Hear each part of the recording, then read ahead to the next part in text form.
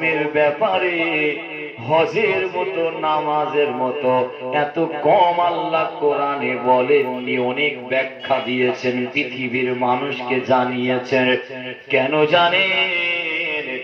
রোজাটা এমন একটা ইবাদত, এমন একটা আমল, সেই আমলের সওয়াবটা আমার আল্লাহ নিজে বলছে, এর সওয়াবটা আমি আল্লাহ কিয়ামতের ময়দানে আমার বান্দা বান্দীদের আমি আল্লাহ নিজে দেব, নিজে দেব।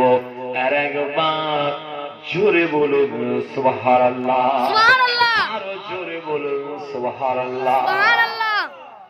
আমার ভাইয়েরা, বিশ্ব নবী বলেছেন রোজাদারদের জন্য আল্লাহ দুটো খুশি রেখে দিয়েছে গো।